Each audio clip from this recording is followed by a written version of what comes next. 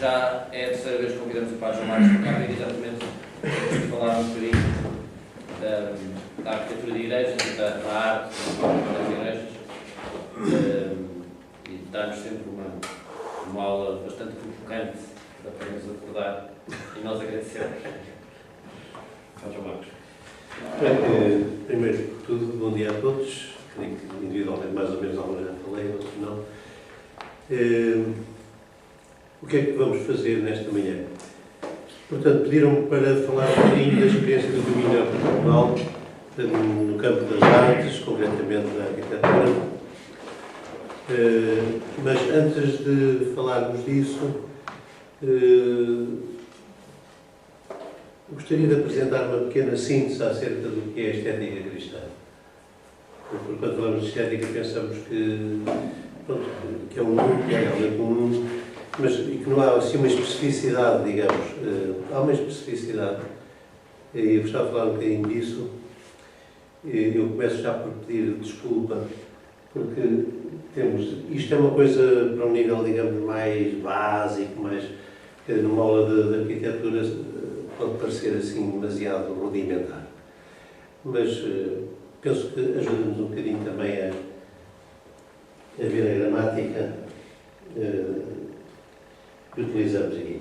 Depois, gostava de ler convosco um texto sobre os princípios fundamentais do projeto de uma igreja, visto de dentro para fora.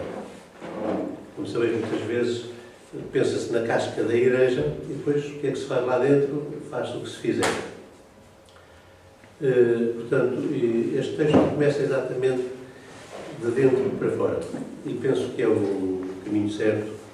E gostava de ler isso convosco e de eu refletir também convosco. Basicamente, o que tenho para vos apresentar é isto.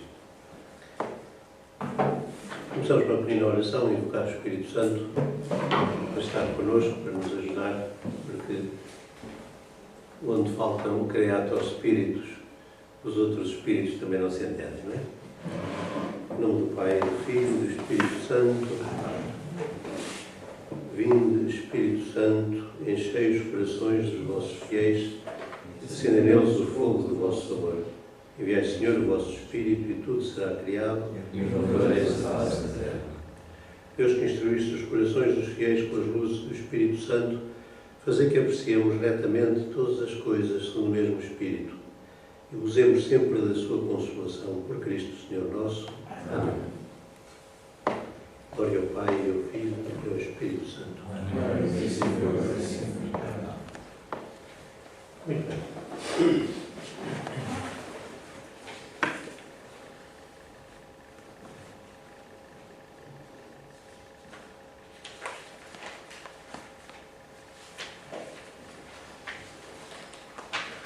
Então,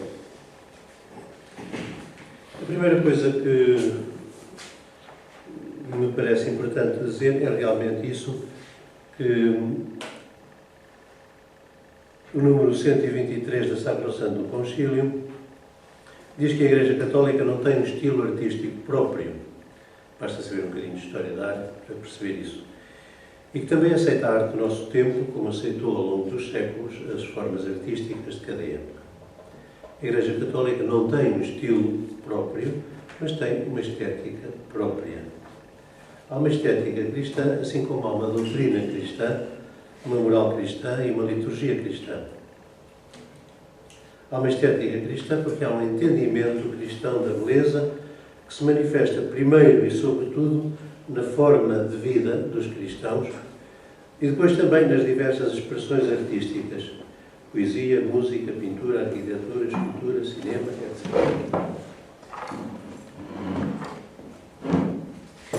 Ao longo dos séculos em que o racionalismo e o consequente moralismo dominaram a teologia e a vida da Igreja, pela necessidade de definir fronteiras, sublinhou-se muitíssimo a importância do dogma, da doutrina, da moral, do direito, deixando para trás a estética como algo secundário, pouco relevante.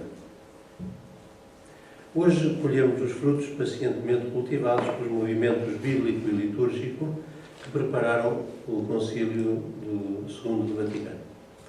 O entendimento da Igreja como uma comunhão, como comunidade, e não tanto como sociedade perfeita, e uma teologia mais baseada na Escritura e nos padres da Igreja, permitem-nos e pedem-nos que demos à estética o seu justo lugar na vida da Igreja, ao lado da noética e da ética.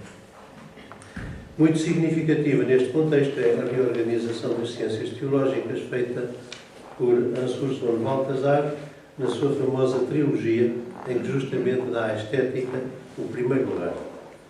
Glória, não é? Abordando depois a moral, a teodramática e só depois a doutrina da fé. Portanto, isto assim como introdução, como pano de fundo,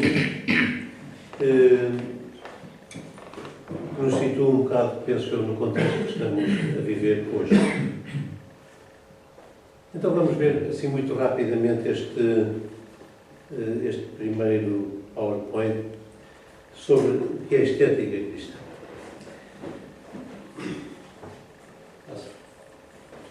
O que é a estética? Portanto, a ciência estética, a estética como ciência nasce em meados do século XVIII, como sabem, com Baumgarten, e depois também Kant aborda esta temática. Basicamente, a estética, como sabem, é a faculdade de conhecer pelos sentidos, é entendida também como teoria do juízo relativo ao belo, ou, assim mais prosaicamente, a ciência que estuda a beleza. Diferente do conhecimento racional utilizado pela inteligência com ideias, o conhecimento estético acontece pelos sentidos, vista, ouvido, tato, cheiro e gosto, e é difuso, dirigido ao todo da pessoa. Esta imagem do iceberg pode ser significativa. Digamos que, portanto, o conhecimento racional é a parte visível do iceberg, o conhecimento estético, digamos, é o iceberg escondido. Portanto, a diferença, portanto, é grande. Aqui usamos conceitos, aqui não. Aqui buscamos realmente uma nitidez dos conceitos, das ideias, etc. Aqui é um conhecimento difuso, dirigido ao todo da pessoa. Onde se situa a estética? Podemos alinhar, portanto, nestas três colunas, partindo daquilo que os antigos chamavam as potências da alma, não é? A inteligência, a memória e a vontade, podemos facilmente perceber onde se situa e quais são os relacionamentos da estética. Portanto, a estética, portanto, como vemos, situa-se aqui no centro entre a noética e a ética. Inteligência, noética, portanto, conhecer, pensar, fé, teologia, verdade.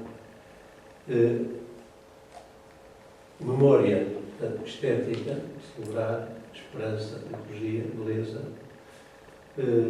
Vontade, ética, agir, caridade, moral, bondade. Como eu dizia há bocadinho, sublinhou-se muito isto, portanto, a fé, o dogma e a moral, mas entre isto e aquilo, necessariamente acontece isto. Aliás, há uma coisa que nós vemos na Sagrada Escritura, que Deus não começa por se revelar como a verdade. Deus não começa por se revelar como a bondade sequer. Deus revela a sua glória. Quando há uma manifestação de Deus, uma epifania, há um deslumbramento, como vemos, por exemplo, na vocação do profeta Isaías. Ou seja, a primeira notícia, digamos, de Deus é um deslumbramento. Depois chegamos a perceber que Deus é bom, porque Deus, sendo quem é, imenso, tão poderoso, não nos esmaga. Revela-se por amor. E depois chegamos também a conhecer a verdade que é Deus, enfim. Mas essa reflexão é já, digamos, posterior.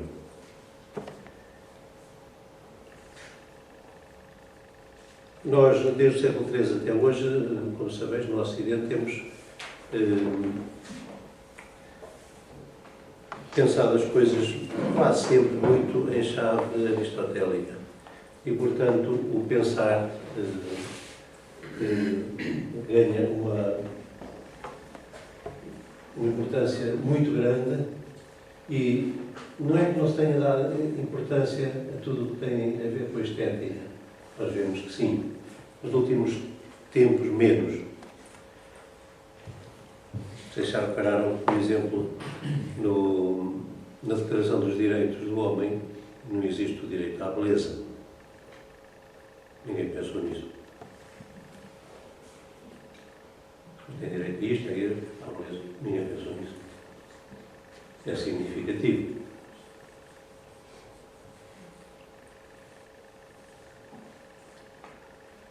Bem, portanto, nós hoje estamos... Isto fez Gomes Baltazar, começando a pensar a teologia a partir da estética e depois ao drama, portanto, à moral e depois à noética. Isto penso que é muito importante porque muitas das pastorais que nós fazemos são realmente umas pastorais dedutivas, partimos de uma ideia, de um conceito, etc.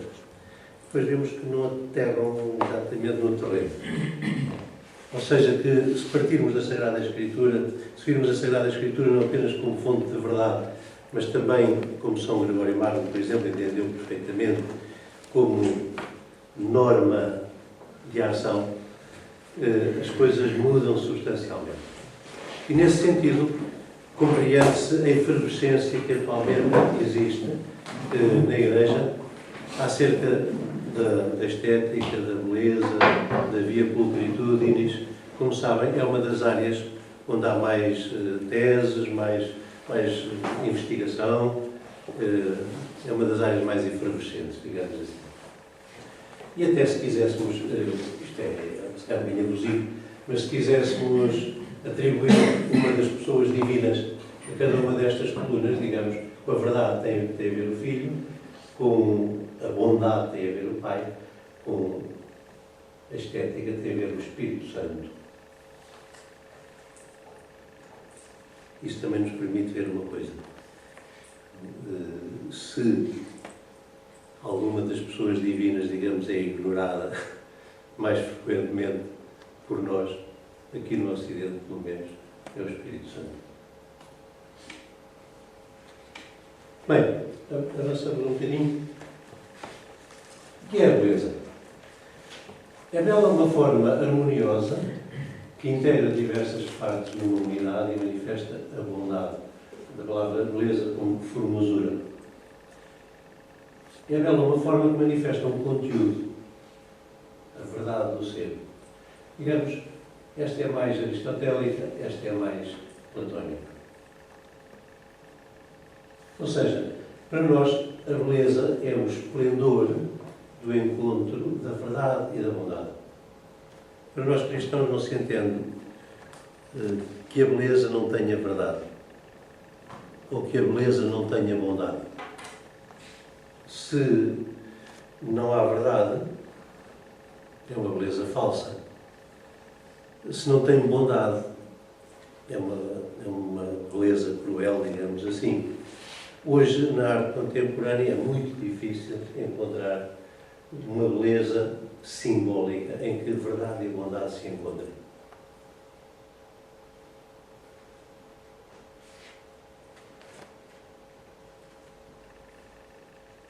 Bem, falar de verdade, bondade, beleza e unidade é falar dos transcendentais.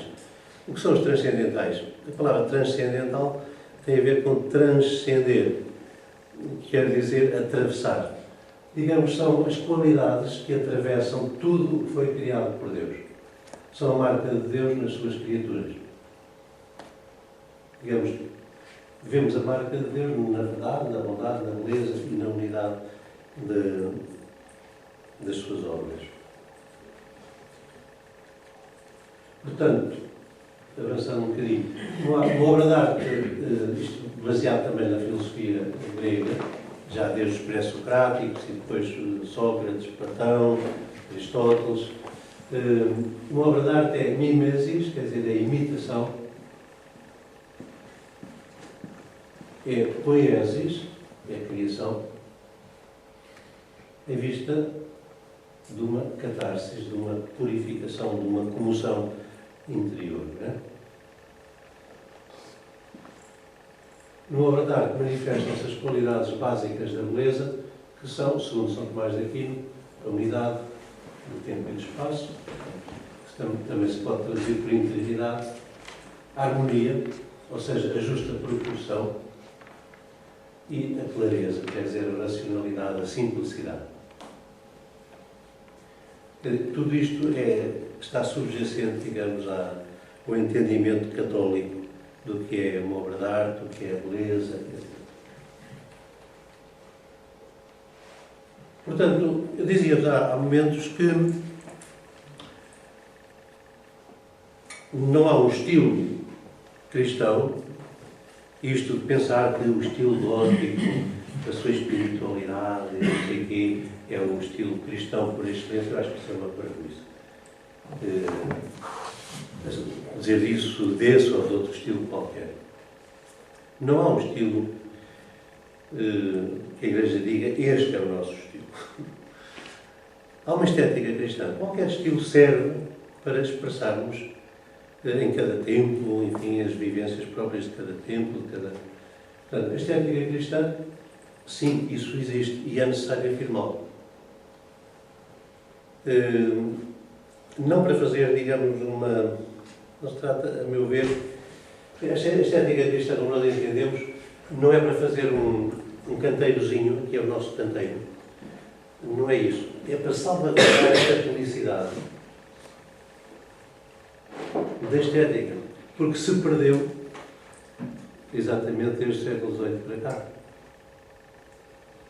Há muitas teorias estéticas, muita gente escreveu acerca da estética, como sabem, mas são aspectos. O todo perdeu-se. E hoje as pessoas têm medo do todo. Desde a escola de Frankfurt, a Adorno, não é? O todo é mentira. A estética cristã, portanto, é uma estética simbólica, é uma estética dramática, é uma estética doxológica. Penso que estes três termos podem resumir bastante o que é a estética cristã, o entendimento que temos da estética. É uma estética simbólica. Porquê? A palavra símbolo, como sabem, significa a integração harmoniosa de diversas partes num todo. Portanto, dizer que a estética cristã é uma estética simbólica tem a ver exatamente com o todo que integra harmoniosamente diversas partes. Mas tem a ver com uma linguagem simbólica também.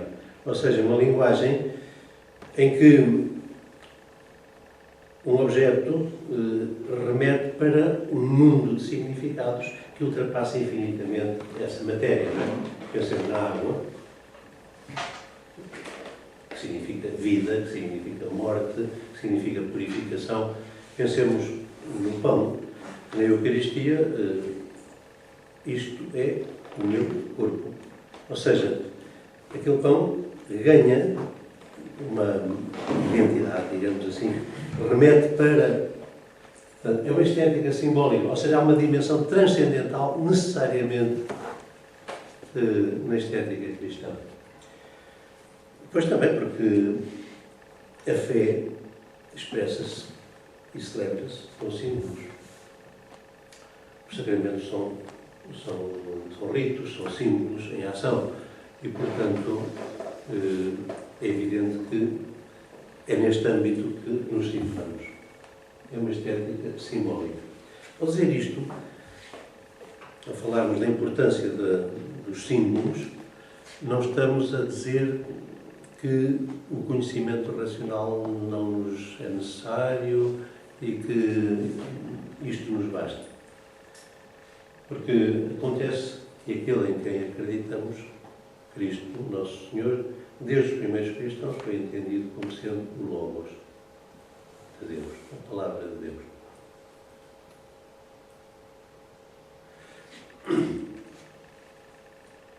Falar que a estética cristã é uma estética simbólica é falar, antes de mais nada, do mistério de Deus. Em que o Pai e o Filho são um só no mesmo Espírito. Este ícone do Gleb manifesta admiravelmente Deus como fonte da comunhão, do amor, da beleza. Se reparamos bem, nenhuma destas figuras se entende sozinha. Se isolamos uma destas figuras, torna-se insignificante. E vemos que cada figura está em função das outras.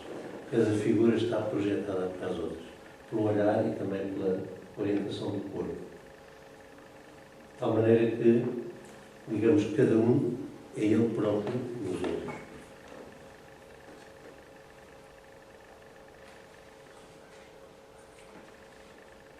Esta imagem do Sermão da Montanha, do Evangelho, diz-nos uma coisa. Aqui, a figura de Cristo tem uma verticalidade, mas é, digamos, o centro, de alguma maneira, desta comunhão que é a Igreja.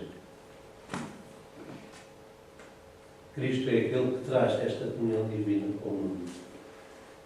E na Eucaristia celebra-se esta comunhão. A Eucaristia é o sacramento da comunhão. Isto é uma fotografia do centro, digamos, neocatecumenal do Porto de São Jorge, onde se realizam grande parte destes encontros, nomeadamente no que diz respeito aos seminários, etc. Esta foi a altura, portanto, os concelebrantes são os reitores dos seminários que querem paginar. Continua. A estética cristã é uma estética dramática. Atenção, não é trágica, é dramática. Há uma diferença grande entre tragédia e drama, não é?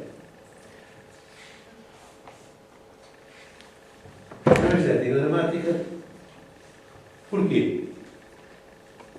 Porque há um drama, quer dizer, há um percurso que o Verbo de Deus faz. O drama começa nisto, que Deus é Criador. Portanto, Deus encontrou maneira. Deus criou algo que não é Ele. A realidade deixou de ser apenas Ele. E, portanto, com a autonomia própria das criaturas, etc. Começa aí. Há um drama. Depois criou o homem com a liberdade, tudo isso. Começa aí o drama do pecado, tudo isso. E a salvação. Mas o Verbo de Deus, portanto, como já no profeta Isaías estava anunciado, né? A palavra que sai da minha boca não regressa a mim sem primeiro ter realizado a sua missão. E Jesus diz, saí do Pai, vim ao mundo, deixo o mundo e volto para o Pai. Ou seja, há um percurso do Verbo de Deus. E nós entendemos a nossa própria vida como um percurso. Isso é o que mais rapidamente entendemos, porque vemos que envelhecemos, nascemos, fomos crianças, adolescentes, homens, adultos e envelhecemos e morremos. Às vezes morremos antes de chegar à velhice. Portanto, entendemos a vida como percurso e há coisas também na natureza que nos falam desse percurso, o percurso do Sol, o diário do Sol, que nasce sempre daquele lado e que se põe daquele lado. Portanto, há coisas que têm a ver com este drama. E, portanto, o mistério da encarnação, Deus que se faz homem, Deus que entra, é o drama, digamos, de Cristo, propriamente, manifesta-se no mundo aí, antes de mais nada. Esta encarnação é uma coisa que é muito estranha no mundo das religiões. As religiões geralmente têm a coisa muito arrumadinha, né? Como diz um salmo. O céu é o céu do Senhor, a terra deu aos filhos dos homens. Portanto, Deus lá no céu, nós cá embaixo na terra, nada de confusões. Que Deus se faça homem, é tudo. É das coisas que nós temos mais dificuldade, é traduzir a fé na encarnação do Verbo de Deus na nossa vida e depois aquilo que fazemos. Porque não está de acordo com com esta simplicidade, complica tudo, com esta simplicidade básica das religiões, portanto, do judaísmo, não é? Aliás, há uma história muito engraçada que agora me lembrei, estavam dois rabinos a discutir o sentido de uma palavra da Escritura. Um dizia uma coisa, outro dizia outra. E foram pondo argumentos. A certa altura zangaram-se, a certa altura começaram a porrar um no outro. E Deus teve dó de ver os seus filhos assim e resolveu intervir. E disse: escutem, eu vou dizer qual é o sentido dessa palavra. E um dos rabinos diz: Senhor, calma aí. Destes-nos a tua lei. A tua lei agora é nossa. Portanto, o assunto é nosso. Tu não tens nada a meter aqui nos nossos assuntos. Isto é um assunto nosso e ponto final. Ou seja, negar o mistério da encarnação. Aquela passagem extraordinária, os irmãos Karamazov, o grande inquisidor, não se parece que é exatamente o mesmo esquema. Portanto, o sistema é este e não vamos baralhar o sistema. Só que Deus fez-te homem.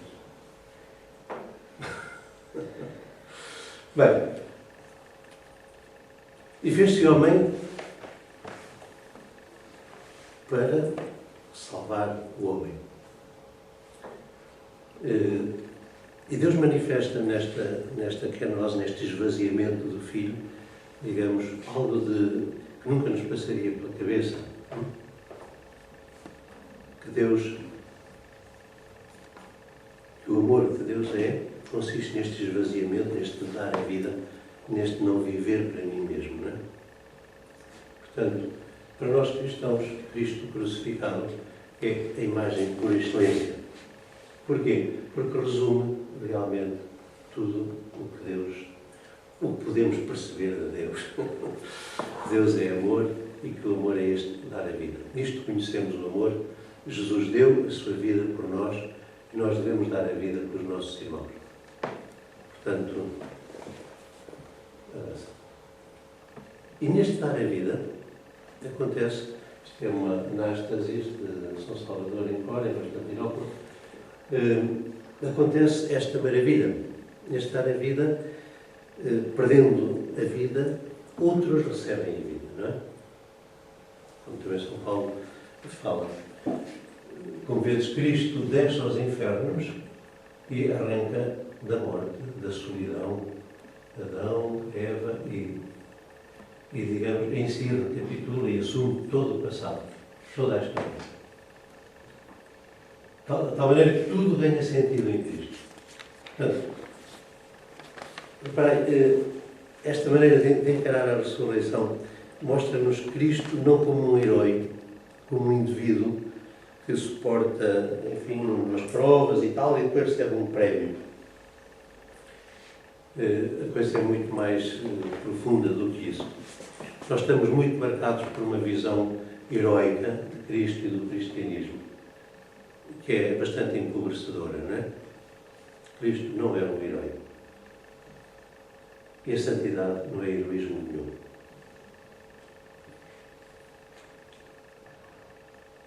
Estou tranquilo. Cansados. Isto faz com que entendamos a vida cristã como um percurso. Como um percurso, ou seja, encontramos-nos com Cristo, Cristo vem ao nosso encontro, como um pastor que encontra a ovelha perdida, que nos assume e que nos reconduz à casa do Pai. O sentido da vida de Cristo é o sentido da nossa vida. Portanto, quem somos nós? Alguém que está a caminho. Portanto, reparem, se a noção de símbolo nos diz que somos um povo congregado, a noção do drama diz-nos que somos um povo a caminho. E estas duas coisas, digamos, são básicas para o entendimento da Igreja. Isto vai ter consequências também na arquitetura. Ou seja, a centralidade, como veremos depois, materializa de alguma maneira a noção de comunhão e o percurso, digamos, simboliza a axialidade, etc., simboliza este caminhar. Avança aí. A estética cristã é uma estética doxológica. Doxológica neste sentido de que, para nós, beleza e glória praticamente são sinónimos. E também porque, portanto, Deus sendo a fonte da beleza, o homem aprende a viver para Deus. Aquilo que o Papa dizia ali no Centro Cultural de Belém, né? Façam coisas belas, mas sobretudo vivam vidas belas. Viver uma vida bela é viver uma vida gloriosa. Quer dizer, uma vida redimida, reorientada, resgatada. A transfiguração é, digamos, um dos ícones básicos, é o primeiro ícone que um iconógrafo qualquer faz quando começa a pintar ícones, a transfiguração. Aí se manifestou a glória de Cristo. Podia explicar exatamente o significado da palavra doxológico? Acho que não é. Portanto, exato. Vem do grego, doxa. Doxa quer dizer glória, não é? Por exemplo, aquela aclamação final antes do Pai Nosso, portanto, como termina a anáfora, chama-se a doxologia, não é? Portanto, por Cristo, com Cristo, na voz de Deus Pai Todo-Poderoso, na unidade do Espírito Santo, toda a honra e toda a glória, a sempre. Amém. Portanto, que é, no fundo, o resumo de toda a ação sacramental da Eucaristia, não é? Portanto, doxológico tem a ver, basicamente, com isso. Ou seja, a vida cristã é necessariamente uma vida tocada pela beleza, marcada pela beleza que é Deus. E também as coisas, sei lá, a beleza para a Igreja não é um luxo, não é uma casaca de cerimónia, como dizia o Salazar, a propósito das artes, não é? Que a gente veste em determinados momentos. Não, é estrutural. Uma igreja sem beleza nega-se a si própria. É uma igreja sem Deus. Uma igreja sem Deus não é nada, é um anão. Avancei. Bem, esta é uma transfiguração nossa aqui do Garcia Fernandes, do retábulo de São Bento, da Idade Antiga. Esta transfiguração, vós também já conheceis todos, portanto, o Rafael é muito significativa também por isto, porque resume numa mesma pintura dois momentos. Aquilo que é, muitas vezes, o cotidiano da nossa vida, que é esta confusão, e depois isto. Sabes que este quadro tem uma história muito impressionante, quer dizer, é o último quadro do Rafael, provavelmente já foi acabado pelos discípulos dele. Foi uma encomenda do Papa Leão X. O Papa Leão X encomendou dois quadros, um ao Sebastiano del Piombo, que era amigo do Miguel Ângelo, e este ao Rafael. Andei alguma luta. Em que Cristo aparecia como médico. Médico. Então o outro pintou a ressurreição de Lázaro. Está em Londres esse quadro, não tem na o Rafael pintou este. Mas esta situação, portanto, do rapaz epilético, que o pai leva aos apóstolos, aos discípulos, para ver se o curam, isto retrata um bocado a situação da Igreja naquele tempo. Ou seja, estamos em 1520, por aí. Em 1517, Lutero fixou as teses e, portanto, o movimento protestante começa a avançar. Tinha havido em 1512 o quinto concílio de Latrão, para renovar a Igreja. Fez uns textos muito bonitos. E lá ficaram os textos escritos, ninguém foi naquilo para nada. Portanto, e via-se que realmente a Igreja não conseguia sair do charco, não é? Portanto, a situação da Igreja é esta. A tese do Rafael é um bocado esta. Não basta que nós tenhamos sabedoria de livros, ou não sei o quê, ou não sei o que mais. É necessário que se manifeste a glória de Cristo aqui na igreja. Se a glória de Cristo não se manifesta na igreja, não vamos a lado nenhum. Essa, digamos, é a primeira. Por isso o Rafael decidiu fazer a coisa neste sentido e pôr a transfiguração ali. Mas, mais, a outra coisa é que esta linha, portanto, estas linhas que apontam para Cristo, nomeadamente esta que é a mais vigorosa, atravessa uma figura que é Pedro. Ou seja, isto aqui não funciona sem Pedro. É também, digamos, a segunda tese deste quadro. E isso é realmente assim, não é? Sem a figura de Pedro, isto aqui não funciona. Bem, mas portanto, avança.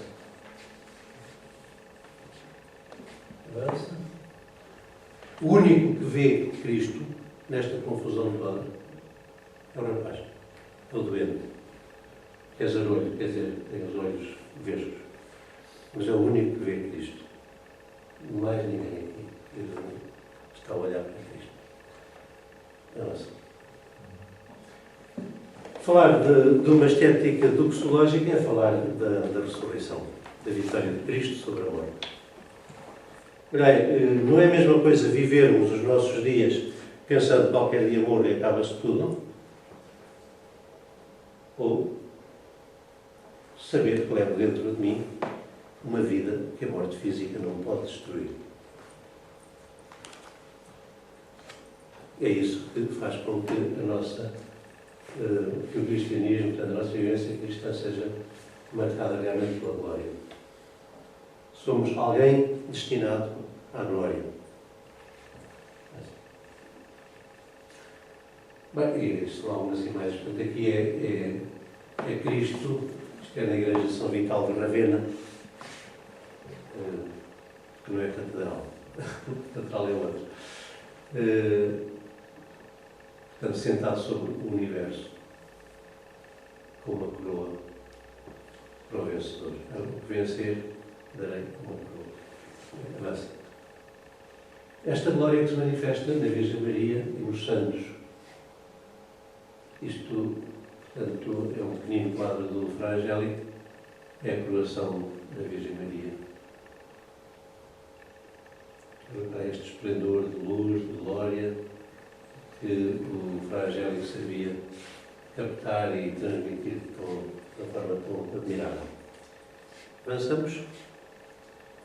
Pronto, a glória do Bernini, portanto, uma materialização, digamos, deste conceito, barroco, portanto, de glória. E estas igrejas, é uma igreja aqui perto de Lisboa, de Camarate, que no período barroco sentiam a necessidade de dar às pessoas esta noção de que somos filhos de Deus, somos príncipes destinados à glória. Pensei, estas igrejas ricas, com talha dourada, com pinturas, com azulejos, com tudo isto, grande parte das pessoas que frequentavam estas igrejas viviam muito pobremente. Mas ao entrarem na igreja, na sua igreja, recebiam esta noção da sua dignidade. É algo que muitas vezes hoje a arquitetura não nos dá, não é? Mas, pronto, já chega. Então, em relação isto foi assim uma primeira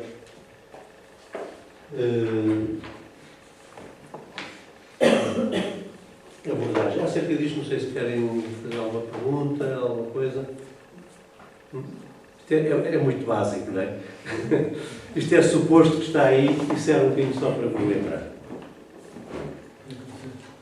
Mais ou menos, se calhar. Se calhar mais ou menos. Alguns que não... Há conceitos que não Pois, por isso é que eu me atrevi a trazer isto. Porque eu isto uso assim nas paróquias e assim, quando me pedem para falar da estética e tal, uso isto. É uma pequena síntese que fui fazendo. Eu dou uma aula aos finalistas do ano pastoral no seminário sobre estética e expressão da fé, em que se abordam um bocadinho todas estas coisas E, portanto, isto que vos digo aqui é um bocadinho o que lhes digo a eles também. Estão aqui dois que já me ouviram. Bem, Vale a pena, vale a pena. então agora vou falar um bocadinho do caminho neocatecumenal. Primeiro de tudo, falar deste senhor, que é o Kiko Aragão. Portanto, este Kiko Francisco Aragão nasceu em León, na Espanha, em 39. Filho de um advogado, estudou Belas Artes na Academia de São Fernando, de Madrid. O seu talento artístico cedo foi reconhecido. Quase no início da sua carreira recebeu um Prémio Nacional de Pintura de Espanha. Expôs em Nova Iorque, em Amsterdão e em outros grandes centros de produção artística. Uma crise existencial abalou os fundamentos cristãos que recebera em criança e levou ao ateísmo. Levou também a perder o interesse pela arte e pela vida. Tendo participado num cursilho de cristandade, fez um percurso de conversão e de despojamento que o levou a viver entre os miseráveis das barracas de Palameiras Altas, nos arredores de Madrid, para se encontrar com Cristo presente nos pobres. Portanto, e foi para aí porquê? Porque havia uma mulher que ia fazer, mulher da limpeza, que ia lá à casa dos pais e volta e meia aparecia com a cara cheia de nodas negras e ele começou a ficar impressionado por ver a mulher naquele estado. Era o marido que lhe batia e um dia ele foi ver onde ela morava e ficou espantado. Nunca tinha visto gente a viver assim tão mal, não é? Em barracas. E ele pensou, para me encontrar com Cristo, é no meio dos pobres que me vou encontrar com Cristo. E então foi viver numa barraca.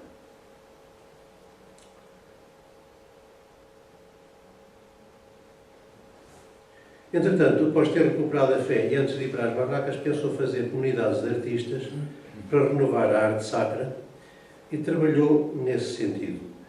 Fez então várias viagens de estudo que o puseram a par do que melhor se ia fazer nesse campo, mas foi percebendo que Deus o chamava para uma obra mais vasta. Decorriam então os trabalhos do Concílio Vaticano II. Nas barracas entre os pobres surge então o caminho neocatecumenal no meio de gente muito pobre, ciganos e estes que vendem quinquilharias, etc.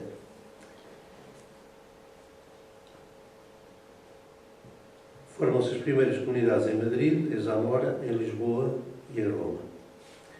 O caminho expande-se rapidamente por todo o mundo e, ao fim de alguns anos, Kiko formou uma equipa de arquitetos e outra de pintores que colaboram com ele. Agora tem também uma orquestra. O ano passado, já há 2 anos, portanto, fez uma sinfonia, porque ele também é músico, fez uma sinfonia dedicada ao sofrimento dos inocentes e, portanto, que foi apresentada primeiro em Nova Iorque, primeiro em Jerusalém, depois em Nova Iorque, depois em Auschwitz, o ano passado. Convidou muitos rabinos judeus e gente da igreja e foi assim um encontro, sobretudo este de Auschwitz, foi muito impressionante. Há vídeos no YouTube, na internet há uma série de vídeos. Há um livrinho também que ele conta um bocadinho a sua história, foi publicado no ano passado.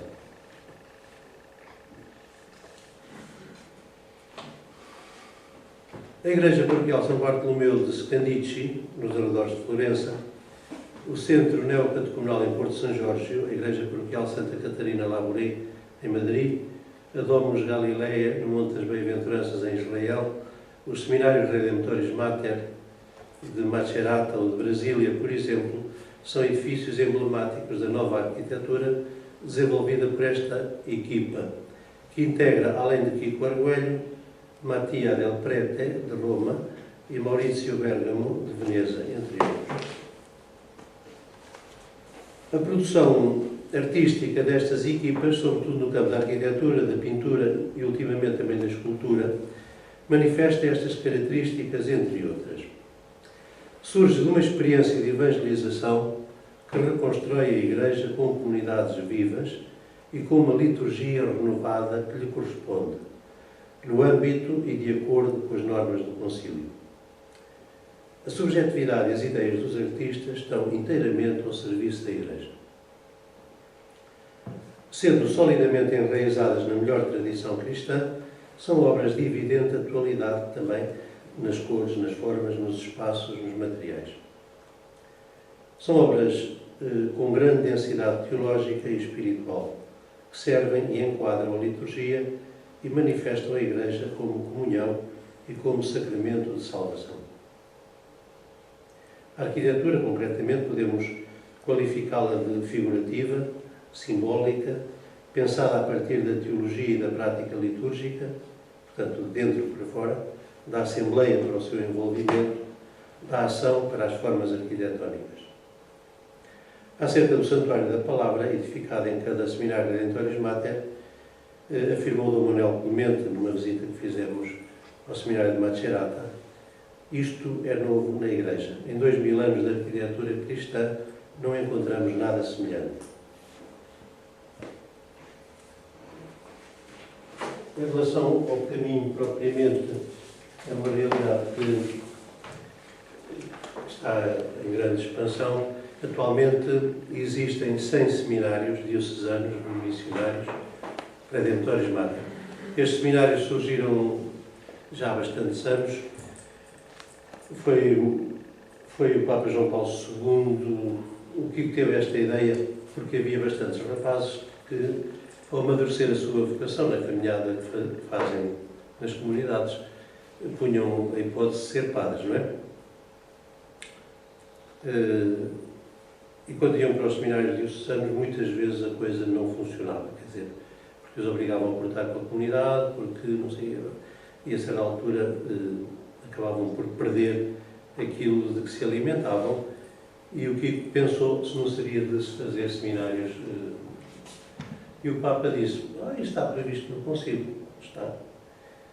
Na Optata Notocios, no número 10, portanto, sobre a formação sacerdotal, está previsto que se façam seminários internacionais, tendo em vista, sobretudo, a distribuição do clero pelas dioceses mais necessitadas.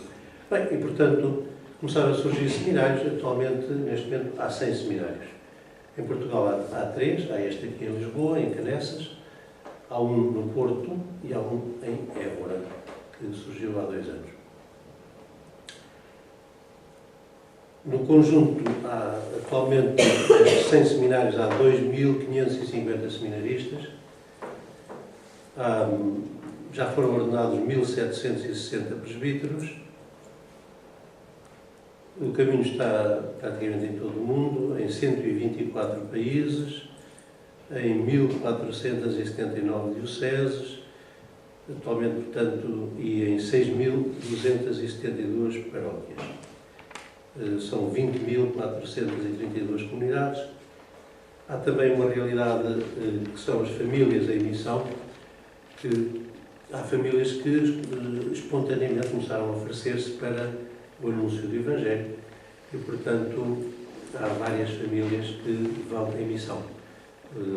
Ou seja, realmente têm os filhos pequenos, etc., e vão, mudam de país, deixam o trabalho, deixam as suas coisas e vão, assim, podem voltar quando quiserem, mas habitualmente estão bastante tempo. Há também a missão às gentes. O que é a missão às gentes? É uma implantação da Igreja em sítios onde não há Igreja. Ou seja, imaginai 4 ou 5 famílias com um presbítero que vão para uma cidade qualquer onde não há Igreja Católica. E começam ali um núcleozinho de Igreja Católica.